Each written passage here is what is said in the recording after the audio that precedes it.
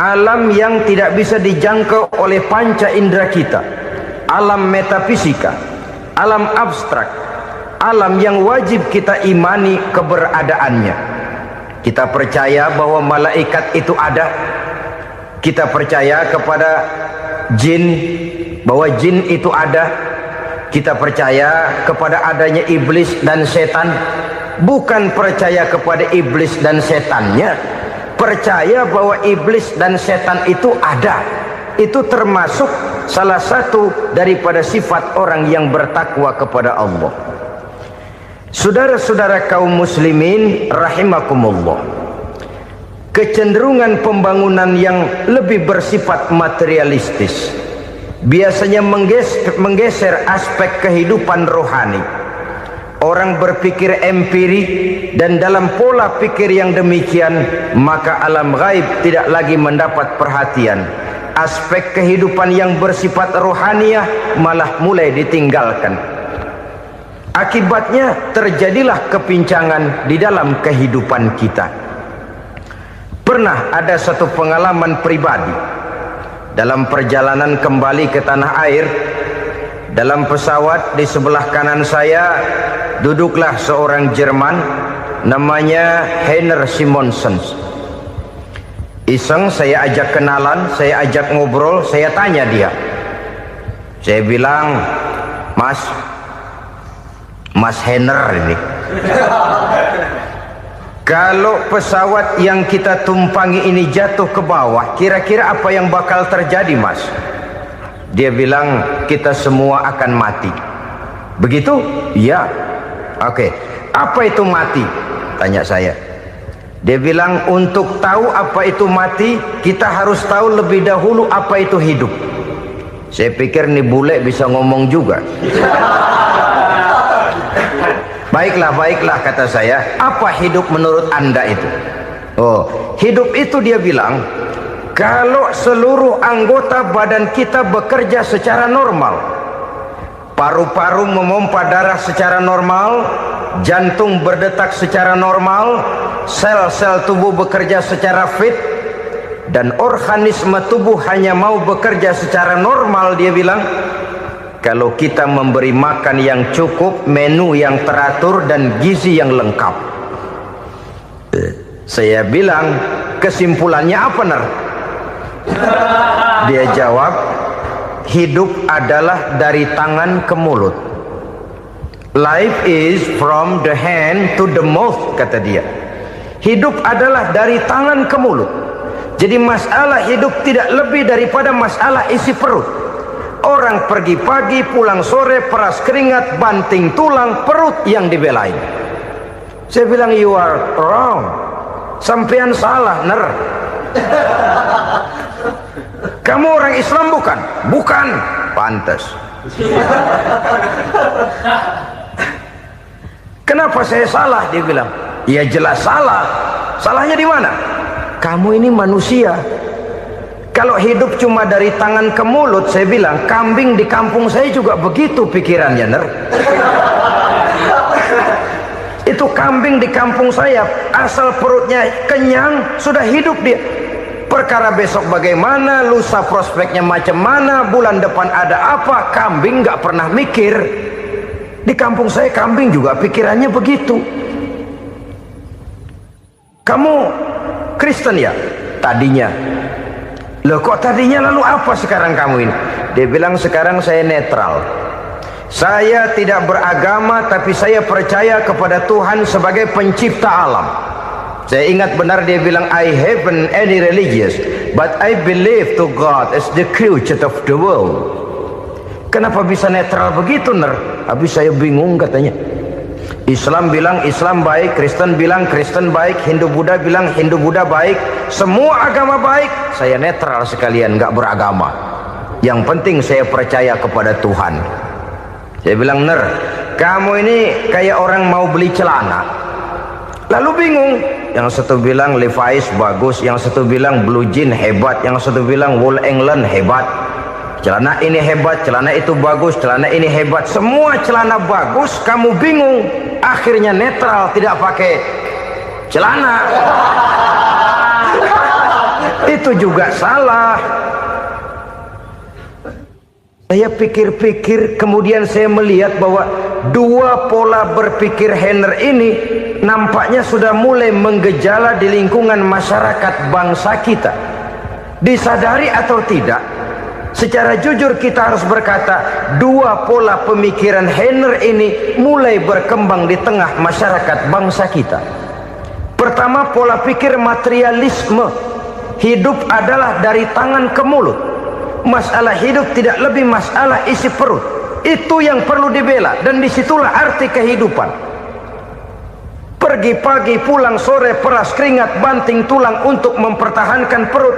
Kalau sudah kemari cara orang berpikir, maka buat apa percaya kepada yang gaib? Untuk apa sholat? Untuk apa puasa? Untuk apa zakat? Untuk apa menghadiri majelis taklim? Tanpa kepercayaan kepada yang gaib, hidup berjalan menurut alur empiris dan materialis. Kalau sudah ke sana cara orang berpikir, biasanya orang lalu cenderung menghalalkan segala cara.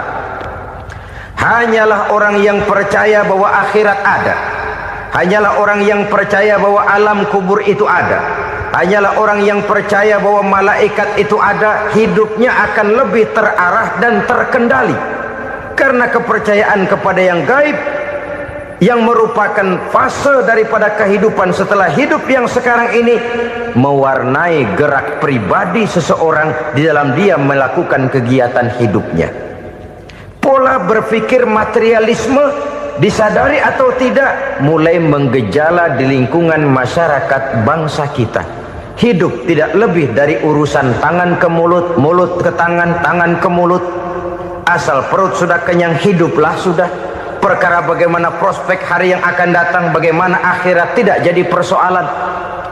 Ini yang oleh Nabi diperingatkan, ad-dunya sijnul mu'min wa jannatul kafir. Dunia adalah penjara bagi orang beriman dan surga bagi orang kafir.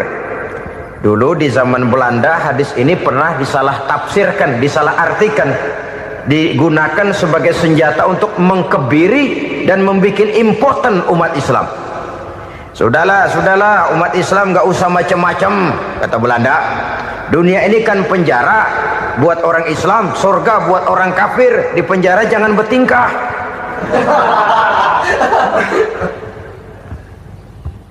Pengertiannya tidak begitu. Dunia adalah penjara bagi orang mukmin. Artinya dalam kehidupan dunia seorang mukmin tidak bebas memperturutkan hawa nafsunya. Di penjara hawa nafsunya itu. Sebaliknya surga bagi orang-orang kafir. Buat orang kafir, surgalah dunia ini. Mereka bebas memperturutkan hawa nafsunya. Dilarang tidak terlarang, dicegah pun tidak tercegah. Mereka hidup menurut alur bisikan nafsu mereka sendiri. Kemudian bila ajal datang, maut merenggut nyawa, selesailah surganya sampai di situ. Maka bagi orang-orang yang tidak percaya kepada adanya akhirat, kepada adanya alam gaib, surganya sebatas umurnya. Sekali lagi, surganya sebatas umurnya. Bila umur selesai, ajal pun datang merenggut nyawa, selesailah sudah surganya sampai di situ. Alangkah pendeknya perjalanan orang-orang yang tidak percaya kepada alam gaib ini. Bagi kita mukmin, jikalau kita mampu memenjarakan hawa nafsu, kita bisa bahagia di dunia ini. Dan Islam memang tidak menyuruh kita sengsara di dunia. Raih dunia, kejar dunia, gapai dunia sebagai alat untuk mencapai kebahagiaan di akhirat nanti. Hidup adalah satu perjalanan panjang yang terbentang sejak kita terlahir dari alam rahim sampai kepada alam akhirat nanti. Andai kata kita gagal meraih kebahagiaan di dunia, toh kita masih punya akhirat. Tapi jangan jadi dalil yang melemahkan semangat. Biarin dah kita di dunia kebelangsak, yang penting akhirat. Akhirnya dunia benar-benar kebelangsak. Bagaimana dunia ini bisa kita raih, dan bagaimana meraih dunia untuk menunjang kepentingan akhirat nanti. Yang kedua dari pikiran Henner yang saya lihat menggejala di lingkungan masyarakat bangsa kita, timbulnya manusia-manusia netral. Seolah-olah Tuhan yes, agama no. Sama Tuhan percaya, agama ogah. Tuhan ngangguk, giliran agama godeng. Padahal hampir dalam setiap ayat dalam Quran kata-kata amanu biasanya bergandeng dengan wa amilus sholihat, iman dan amal soleh. Ini sebagai isyarat Tuhan dan agama jangan pernah dipisah-pisah. Apabila kita bertuhan, maka kita harus beragama. Apabila kita beragama, maka agama itu harus bersumberkan dari Tuhan yang kita imani itu. Tidak mungkin kita pisah, Tuhan yes, agama no. Sama Tuhan percaya tapi agama bikin sendiri. Sembayangnya cukup bengong 2 jam madep ngulon.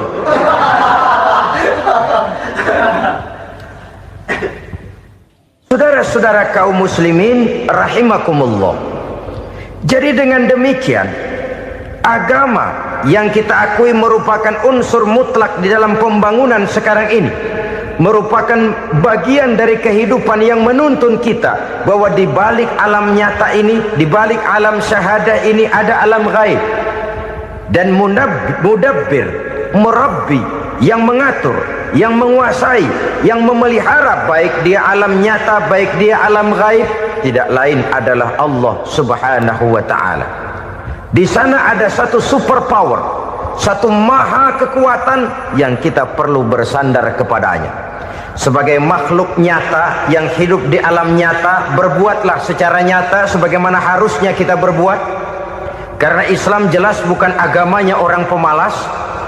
Islam jelas bukan agamanya orang yang mengajarkan setelah selesai sholat boleh duduk, nggelenggem ayam-ayam, ndelohom, menghitung bintang di langit sambil menunggu keajaiban. Tidak. Islam adalah agama yang mengajarkan apabila sholat sudah selesai kamu kerjakan, bertebaranlah di permukaan bumi, cari karunia Tuhanmu. Jangan hidup berpangku tangan menunggu keajaiban. Karena hidup bukan undian. Jangan berharap untung besar tanpa mau peras keringat. Tapi di sebalik itu toh kita juga harus yakin bahwa di sisi usaha nyata yang kita lakukan ada satu super power, satu maha kekuatan gaib yang menentukan berhasil dan tidaknya usaha kita.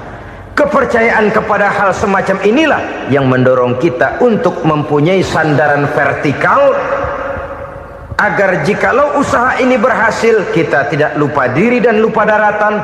Jikalau usaha ini gagal, kita tidak putus asa dan buruk sangka, tidak cupik pandangan dan sempit hati, tapi mampu melihat persoalan dengan kacamata putih sambil husnuzon kepada Allah Subhanahu wa ta'ala.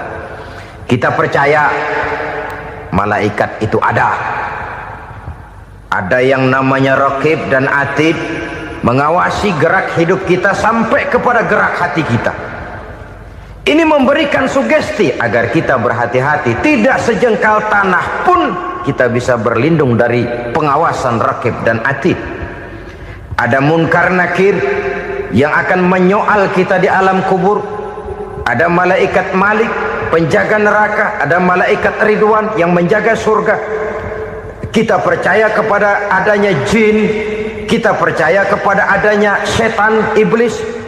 Percaya kepada adanya, bukan mempercayai si setan, si iblis lalu menjadikannya sebagai teman. Tidak.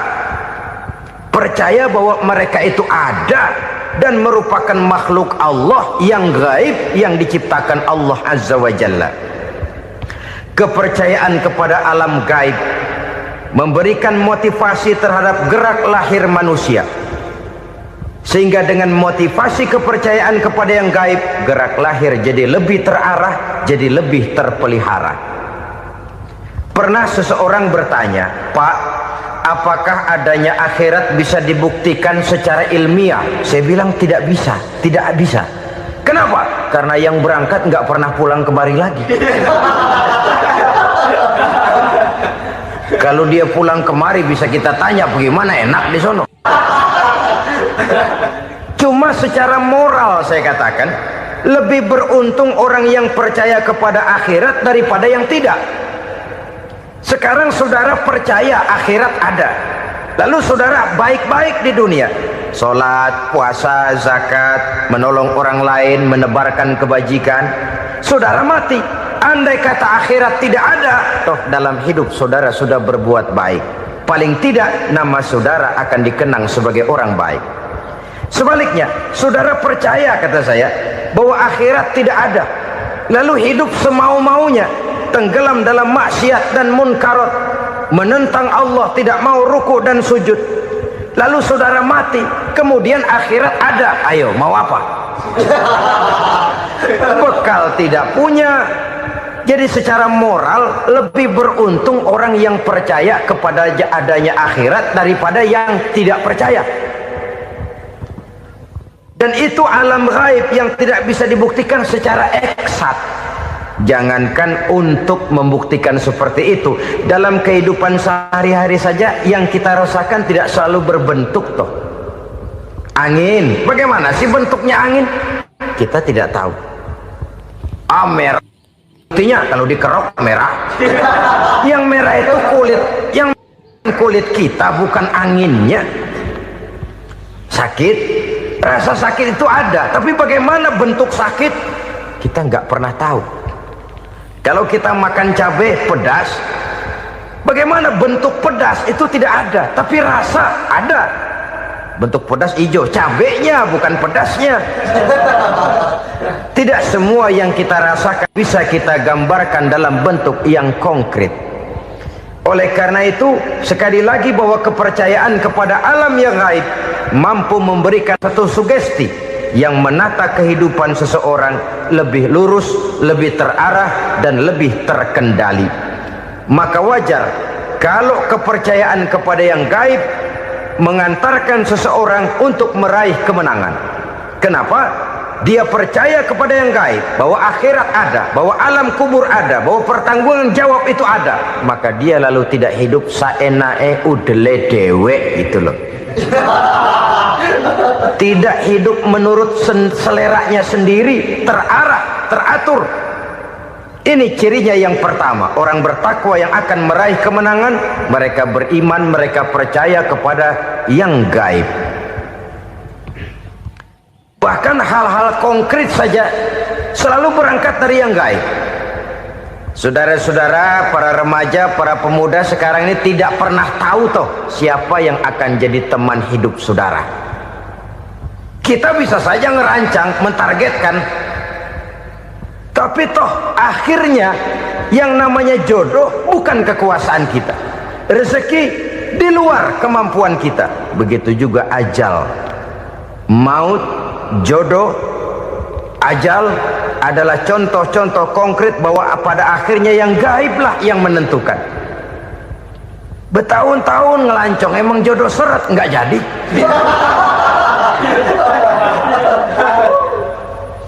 Begitu kenal baru setengah malam nginep ditangkap hansip. Hal-hal semacam itu kadang-kadang kita berpikir suuzon, gilet, perempuannya cakep banget, lakinya rebek amat. Memang begitulah jodohnya. Memang begitulah jodohnya. Saudara hadirin ma'asyiral muslimin yang saya hormati, jadi hal-hal yang konkret saja kita yakini sepenuhnya ditentukan oleh satu superpower yang gaib itu tadi. Dari sanalah segala ketentuan itu berangkat, dan kesanalah segalanya akan kembali. Maka kepercayaan kepada yang gaib meluruskan gerak hidup seseorang, dan itu akan mengantarkan dia kepada meraih kemenangan. Satu. Yang kedua, wa yuqimuna shalah. Orang bertakwa yang akan meraih kemenangan itu adalah orang-orang yang mendirikan sholat. Kenapa sholat mengantarkan orang untuk meraih kemenangan? Yang jelas, inna sholata tanha anil fahsya'i wal munkar. Sholat mampu mencegah manusia dari perbuatan keji dan munkar. Banyak filsafat hidup yang terkandung di dalam sholat ini. Sejak kita wudhu sampai kita menghadap ke arah kiblat, sampai kita melakukan gerak-gerak sholat, bacaan-bacaan yang ada di dalam sholat, lalu sampai kepada mengucapkan salam. Banyak filsafat hidup yang terkandung di dalam sholat. umpamanya saja, setelah takbiratul ihram mulai kita dengan solat dalam posisi berdiri, diajarkan dalam